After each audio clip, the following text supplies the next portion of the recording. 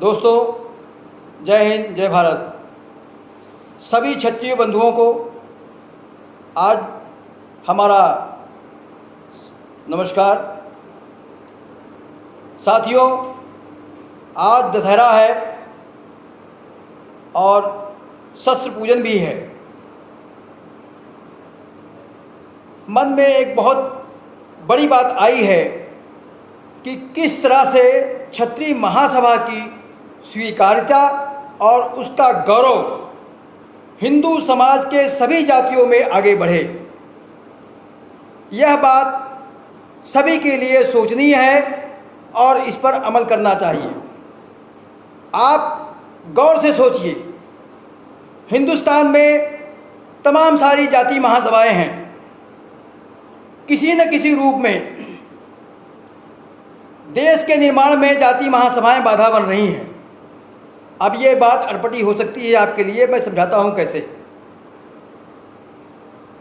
अग्रवाल महासभा, ब्राह्मण महासभा, कश्यप महासभा, तमाम जाति महासभाएं हैं, जाति संगठन हैं। साथियों, मैं नहीं चाहता हूं और आप भी नहीं चाहेंगे कि क्षत्रिय महासभा ये लगे कि ये राजनीति का एक नर्सरी है जिससे राजनीति करने के लिए लोग आगे आते हैं। और क्षत्रियों ने इस महासभा के जरिए हमारे शहर के लिए, हमारे देश के लिए, हमारे समाज के लिए क्या किया है। जब हम अपने देश के लिए इस महासभा के जरिए, अपने शहर के लिए, अपने समाज के लिए कोई काम करेंगे जो लोगों को दिखाई पड़ता है, समझ में आता है, तब तो आपकी जातीय महासभाएं देश और समाज के लिए फ़ायदेमंद हैं। अभी भी हमने कहा था कि जातीय महासभाएं कहीं न कहीं देश को नुकसान करती हैं। तो समझने की कोशिश करिए कि जातीय महासभाएं क्यों नुकसान करती हैं।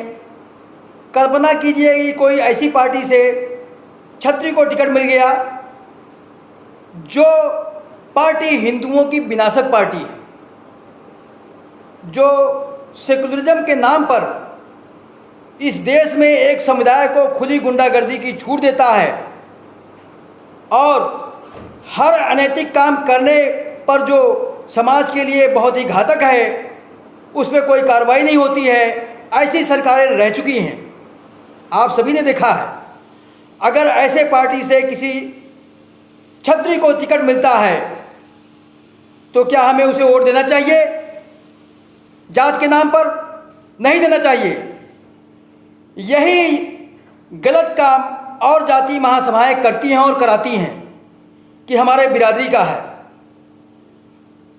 तो कैसे एक राष्ट्रवादी पार्टी में आपका महत्व बढ़े, आपकी स्वीकार्यता बढ़े, आपको अधिक से अधिक टिकट मिले और सभी जातियां आपको वोट करें और आप समाज का निर्माण करें, देश का निर्माण करें, देश की रक्षा करें। बिल्कुल वैसे जैसे शहर में बहुत सारी रोडें शहर के अंदर खाली हैं, पेड़ नहीं लगा है।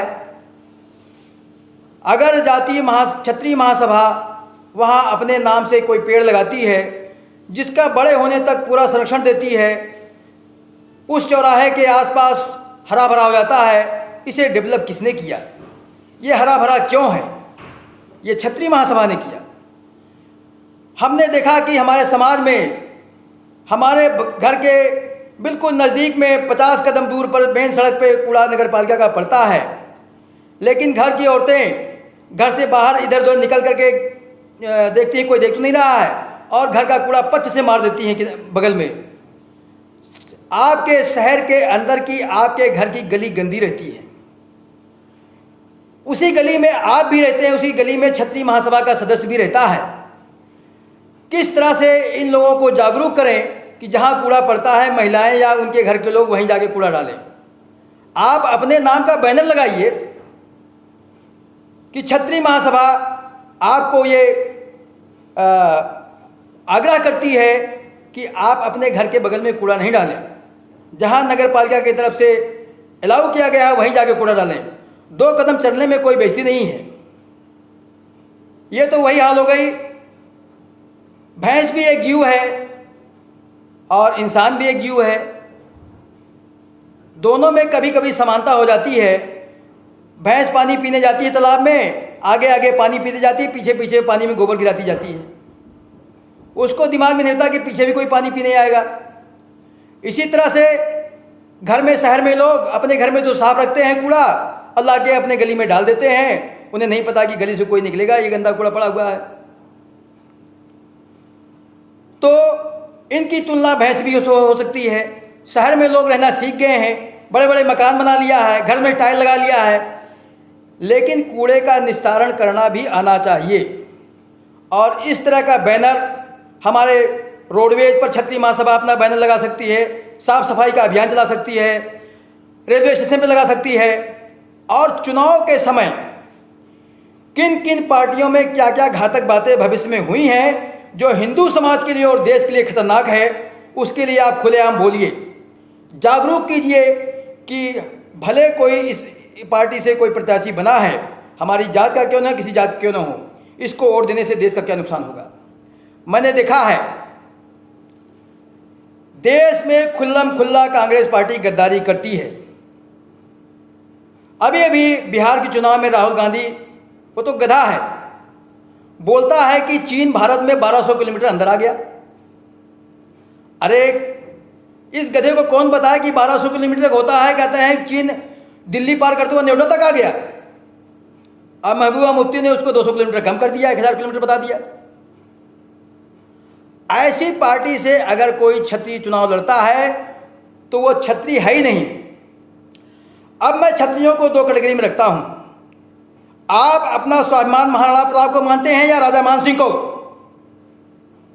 अपने दिल में झांकिए, आपके आदर्श कौन है? महाराणा प्रताप हैं या राजा मान सिंह हैं? राजा मान सिंह जो अकबर की गुलामी करी और छत्रियों के साथ गद्दारी करी। गुलामी का इनाम राजा मान सिंह को भले मिला हो, धन वैभव राज सुख भोगा, लेकिन महाराणा प्रताप ने घास की सूखी रोटी खाई, जंगल में रहे, छोटी छोटी जातियों ने उनका साथ दिया, हिंदू जातियों ने, और वो अकबर से लड़ते रहे। अपने काफ़ी राज्य अकबर से छीन लिया, थोड़ा सा रह गया था, लेकिन बीमार होकर के स्वर्गवास हुआ। तो मैं ये मानता हूं कि जो सेकुलरिज्म के नाम पर राष्ट्रघाती पार्टियां हैं, जो हिंदुओं की विनाशक हैं, जो हिंदुओं के नाश करने पे तुली हुई हैं, उस पार्टी से कोई छत्री खड़ा होता है तो राजा मान सिंह को अपना स्वाभिमानी मानता है। इस बात को आप समझने की कोशिश कीजिए। छत्री दो हिस्सों में बटे हुए हैं, एक महाराणा प्रताप के मानने वाले, एक राजा मान सिंह के मानने वाले। साथियों, जय भवानी, जय भारत।